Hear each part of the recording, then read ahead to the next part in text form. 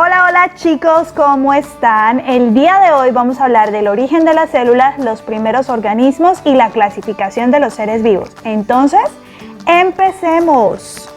Las células son las unidades estructurales y funcionales de los seres vivos.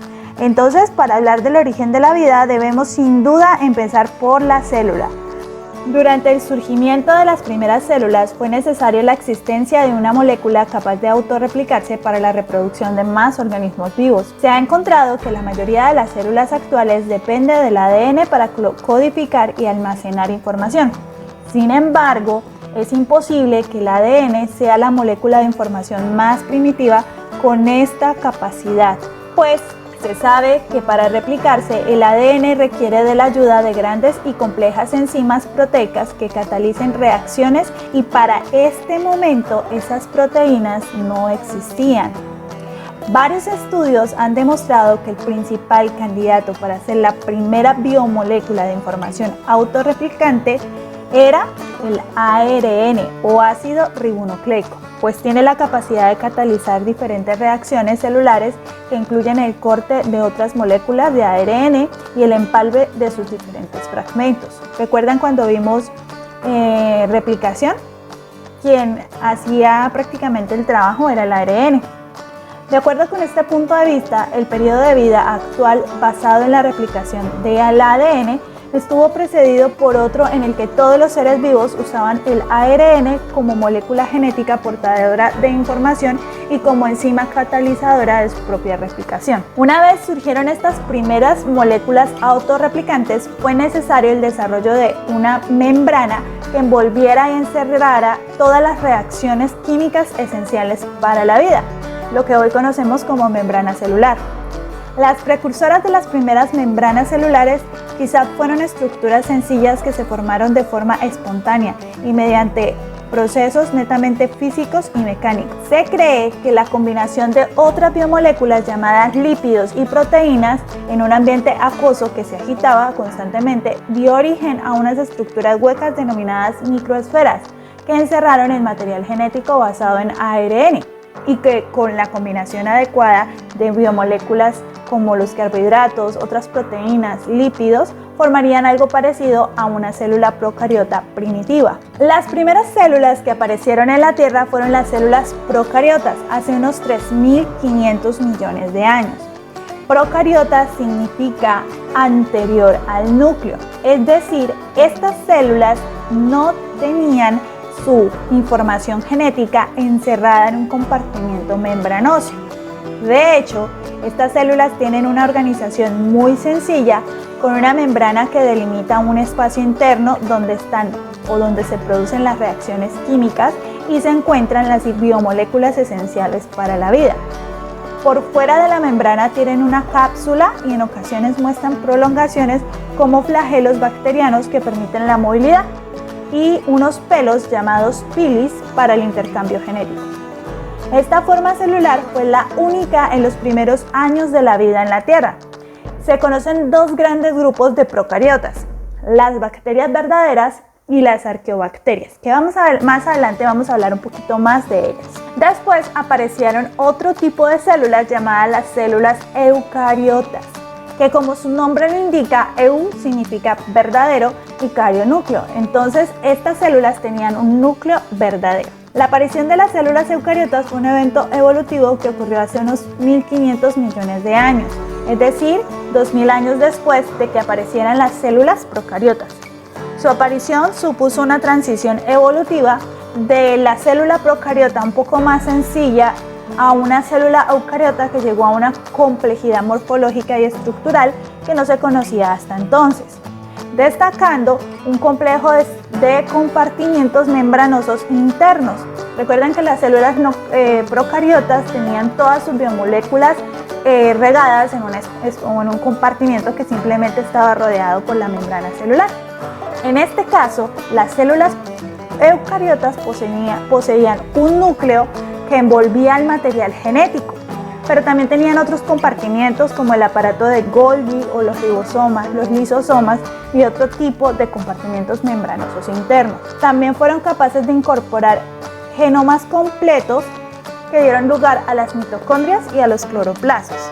Aunque no existe un consenso sobre los diferentes mecanismos que pudieron haber dado origen a las células eucariotas, la teoría más aceptada sostiene que estas surgieron a partir de células procariotas mediante un proceso llamado endosimbiosis, que quiere decir que existía una relación entre dos células, una anaerobia y otra aerobia. La teoría de la endosimbiosis fue propuesta por una bióloga evolutiva llamada Lynn Margulis en 1961. Esta teoría se basa en algunas semejanzas entre las bacterias actuales con algunos organelos de las células eucariotas, como las mitocondrias y los cloroplastos. Ambos organelos tienen unas dimensiones parecidas al tamaño de las bacterias. Poseen hebras circulares de ADN en su interior, entre otras similitudes. Por lo tanto, se cree que mitocondrias y cloroplastos fueron inicialmente bacterias que vivían libres, pero que posteriormente se incorporaron o se internaron en otras células de mayor tamaño, y que llegaron a tal grado de dependencia que terminaron por perder su autonomía dentro de la célula. Lynn Margulis describe las sucesivas simbiosis hasta la aparición de células eucariotas como las conocemos actualmente. Vamos a enumerar los pasos que siguieron. Realizaron 3 endosimbiosis o 3 simbiosis. La primera se produjo al fusionarse una bacteria que nadaba con otra que se utilizaba azufre y calor como fuente de energía. Así se originó un organismo con las características de ambas, que sería el primer eucarionte con membrana nuclear y que se convertiría en el ancestro de todos los organismos pluricelulares. La segunda simbiosis se realizó entre un eucarionte, ya formado en la primera simbiosis, y una bacteria aerobia, capaz de la respiración celular por medio del oxígeno. Esto hacía la obtención de energía mucho más eficiente. De esta forma, la célula eucariota adquiriría la capacidad de obtener energía a partir de la materia orgánica. Y de esta manera surgieron las eucariotas con mitocondrias que posteriormente darían lugar a las células de los hongos y los animales. La tercera simbiosis se realizó entre organismos aerobios y bacterias fotosintéticas o cianobacterias, que podían transformar la luz solar y la materia inorgánica en energía. De esta manera, la célula eucariota adquirió la capacidad de obtener energía a partir de la materia inorgánica mediante el proceso de fotosíntesis. Así surgieron las células eucariotas con cloroplastos, mitocondrias, que dieron lugar a las células vegetales o a las células de las plantas. Ya teniendo las primeras células complejas, vamos a hablar de los organismos, los primeros organismos en la Tierra. Las primeras células que surgieron en la Tierra fueron las células procariotas, es decir, células que no tienen su material genético delimitado por una membrana o que no poseen núcleo. Se cree que estas células obtenían sus nutrientes y energía absorbiendo moléculas orgánicas de su ambiente y que, debido a la ausencia de oxígeno en la atmósfera primitiva, debieron metabolizarlas de forma anaeróbica. Con el paso del tiempo, algunas células adquirieron la capacidad de utilizar la luz solar para sintetizar moléculas complejas a partir de moléculas simples. Entonces surgieron, como ya lo hablamos, las células o las bacterias fotosintéticas, las cuales empezaron a utilizar agua como materia prima fundamental y generaron oxígeno como subproducto de su metabolismo. La aparición de este nuevo mecanismo para captar energía introdujo por primera vez hace aproximadamente unos 2.000 millones de años cantidades importantes de oxígeno en la atmósfera. El aumento de la concentración de oxígeno atmosférico probablemente exterminó a muchas células anaeróbicas, pero también fomentó la aparición de células con mecanismos capaces de contrarrestar los efectos nocivos del oxígeno, de manera que pudieron aprovecharlos para producir energía. Fósiles más antiguos de organismos multicelulares datan de hace unos 1.200 millones de años y pertenecen a algas marinas primitivas. Por ser organismos multicelulares, estas algas evitaban ser fagocitadas por bacterias unicelulares grandes, y además algunas de sus células podían especializarse en determinadas funciones. En su supervivencia llevó a que organismos se reprodujeran más exitosamente y se hicieran más numerosos y diversos que aquellos unicelulares grandes. En aquellos periodos de diversificación se cree que surgieron los primeros animales invertebrados hace unos 544 millones de años. Es muy probable que los poríferos o esponjas hayan sido los primeros animales. Las esponjas aún sobreviven sin muchos cambios estructurales en comparación con sus antepasados. Los nidarios ancestrales, como las medusas y las anémonas, probablemente carecían de células urticantes para capturar sus presas, como las actuales, pero se cree que ya presentaban redes nerviosas. Los anfibios colonizaron el mundo terrestre y se diversificaron durante el periodo carbonífero.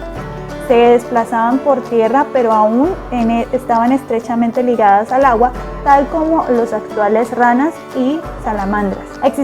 Existieron varias especies de dinosaurios emplumados, como el Archaeopteryx, que fue probablemente el ancestro de aves actuales como el avestruz. Los mamuts vivieron durante el periodo Pleistoceno.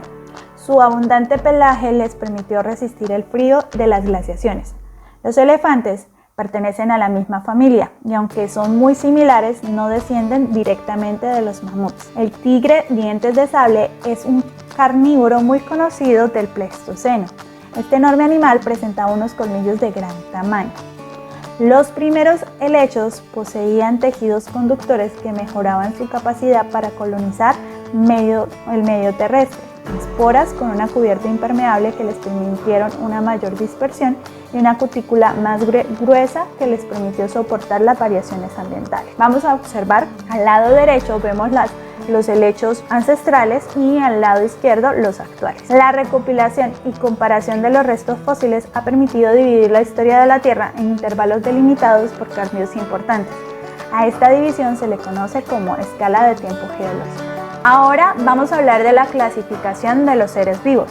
Actualmente se conocen casi 10 millones de especies distintas de seres vivos, aunque se cree que pueden llegar a haber hasta 50 millones de especies, sin contar las ya extinguidas. A esta variedad de seres vivos se les llama biodiversidad. Los científicos, para poder estudiar la tal variedad de seres vivos, han tratado de clasificarlos en grupos, ordenándolos según sus características. La ciencia que se encarga de la clasificación de los seres vivos es la taxonomía. El padre de la taxonomía fue Carolus Linneo. Él fue creador de la clasificación de los seres vivos.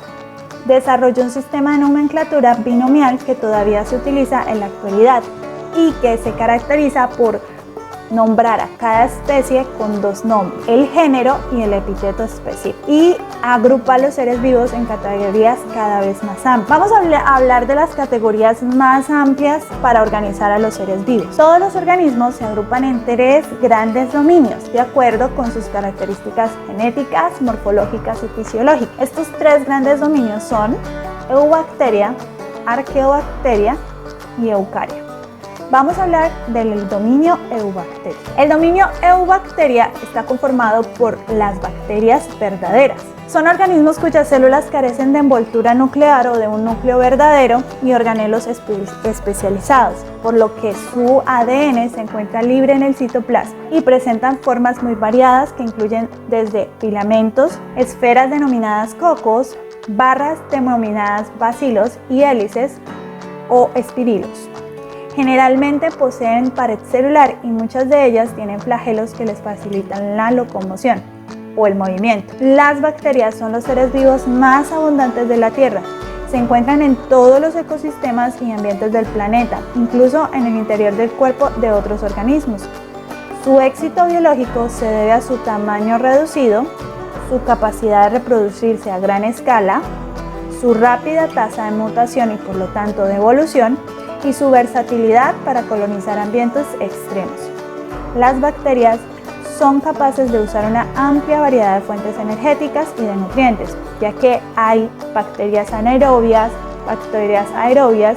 Las cianobacterias, por ejemplo, realizan un proceso de fotosíntesis similar al de las plantas superiores.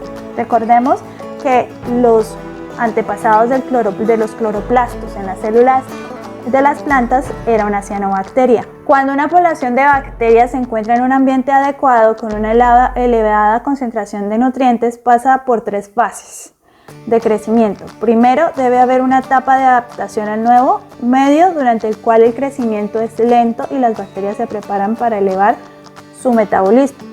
Luego de esta fase, las células bacterianas comienzan a reproducirse rápidamente y la población aumenta de manera significativa en muy poco tiempo. Cuando los nutrientes empiezan a escasear, la población de bacterias no puede crecer más y finalmente se estabiliza. La reproducción en las bacterias es asexual debido por fisión binaria, proceso en el que las células se dividen en dos idénticas. Este tipo de reproducción produce copias idénticas a la célula original y ocurre cuando las células han crecido hasta un tamaño determinado y han duplicado su ADN. Las bacterias son muy importantes porque a pesar de que causan enfermedades al ser humano, la sociedad las ha utilizado para su beneficio en otros contextos. Vamos a ver algunos de ellos. Algunas bacterias especializadas crecen en los nódulos de las raíces de algunas plantas como el frijol. Allí captan nitrógeno gaseoso del aire y lo combinan para producir amoníaco, un compuesto muy importante para las plantas. Las bacterias ácido lácticas se emplean desde hace muchos años en la producción de alimentos lácteos como el yogur, el queso, la crema de leche, el kumis, entre otros. Se encuentran en grandes cantidades en la naturaleza y también en nuestro tracto digestivo. Muchas clases de bacterias ayudan a descontaminar el medio ambiente mediante la degradación de diferentes sustancias sintetizadas por el ser humano, tales como detergentes, solventes venenosos, agroquímicos y derivados del petróleo. La capacidad de descomponer moléculas orgánicas complejas hace que las bacterias sean esenciales en el funcionamiento de los ecosistemas. Descomponen diferentes productos de desecho en el suelo para que sean reciclados constantemente. Bueno chicos, por hoy vamos a hablar solamente de las bacterias. La próxima semana vamos a hablar de los otros dos dominios, del dominio Arqueobacteria y Eukarya. Espero que les haya gustado el video, no olviden realizar la actividad y nos vemos pronto. Adiós.